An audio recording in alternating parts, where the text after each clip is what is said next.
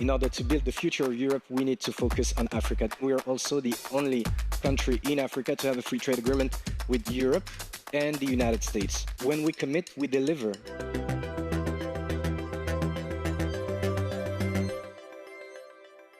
Welcome to The Big Question.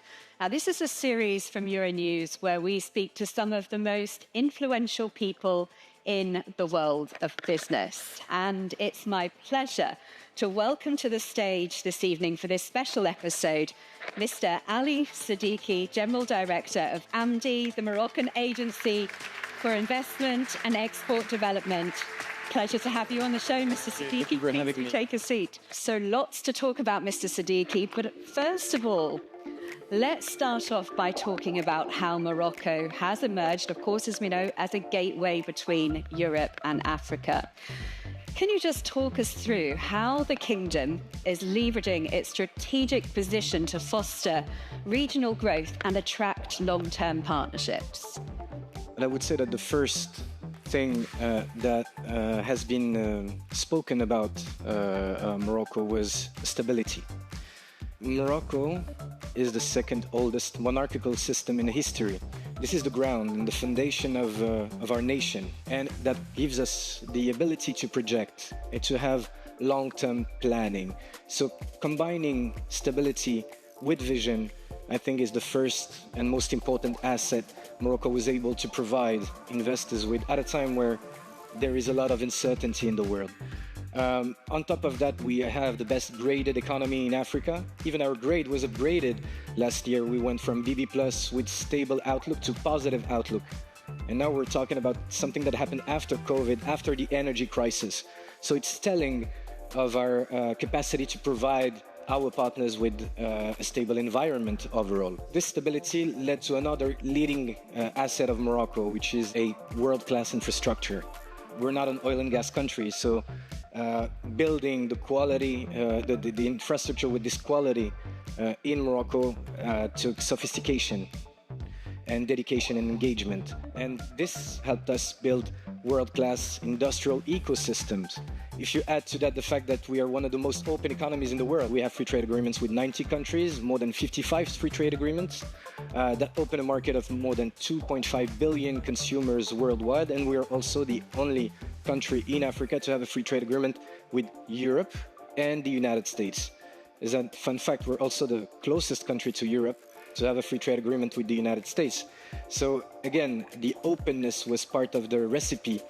And to add to that, human capital, trained, educated, with an average age of 29, which is compared to Western Europe, you know, the average age is 44. And at a time where you have shortages in talents, in HR, this is the greatest asset of Morocco. And last but not least, and this is something that is difficult to explain because you actually need to experience it. Morocco is execution driven. When we commit, we deliver. We honor our signature. And to take very simple examples, when you're in one of our special economic zones and you request a construction permit, it takes less than 2 weeks. So we are dedicated and we're execution driven.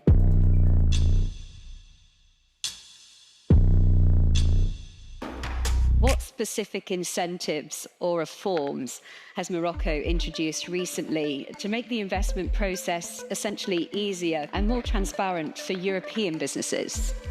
Even from years ago, we've been adapting the regulatory framework to be compatible to the one in Europe. And a European investor in Morocco, does not think that the environment is different from the one he has in Europe. I'm talking about the regulatory framework.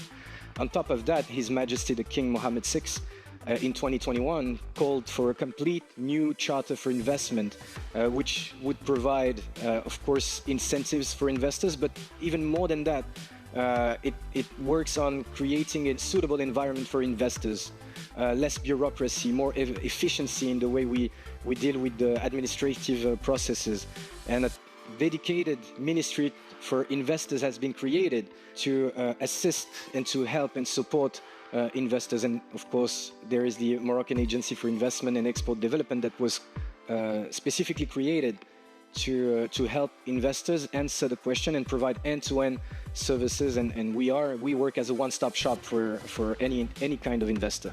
And Morocco has also been making strides, Mr. صدیقی, in the renewable energy sector. How are you encouraging investment into Morocco's green economy, particularly from Europe again? To be frank, we don't really need to encourage investments in the green energy or the green economy sector. Because now people know and understand that Morocco has a key role to play, and they come by themselves.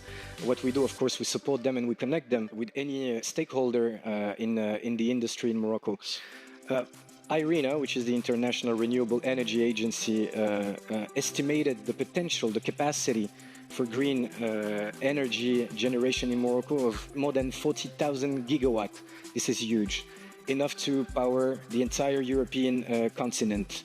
It's a fact. What we want to make sure of is that this potential is used to impact positively the Moroccan economy. As I said, we have a great young population entering the job market. That's a huge opportunity, but also it's a challenge. We need to create jobs. So now the strategy is how can we leverage our natural resource, sustainable resource, in order to create sustainable jobs for our young people entering the job market. And the good news, they're talented, skilled, and educated. So investors are now we're working with them in order to build together this Euro-Mediterranean green economy. Looking to the future, Mr. صدیقی, let's look ahead to 2030. What's your vision for Morocco's role in the global economy, and how critical will partnerships with Europe be in achieving that vision? Well, the vision is pretty clear. As I said, Morocco is a world-class hub for sustainable investment and trade. So we do everything to keep on supporting this Moroccan value proposition. When we discuss with our European counterpart, we understand that green and ESG compatible industries are important for Europeans. They are also looking for additional cost efficiency, competitiveness, and also for future markets. And so Morocco has that opportunity to be a medium between Europe and the rest of Africa, building the continent. I mean, Morocco is definitely a market of the present, but Africa is also the market of the future. And if we want to make sure that we have all the elements required in order to build the future of Europe, we need to focus on Africa. This is exactly what Morocco has done. And so our agenda for 2030 is pretty clear. It means keeping on sharing our experiences with the rest of our continent. It's also putting ourselves as a great partner to Europe. And clearly, we think that Morocco is part of the solution for the European companies. Thank you very much for sharing your insights with us on The Big Question. It's been a pleasure to have you on the show. And thank you very much to all our viewers at home for watching. See you again next time.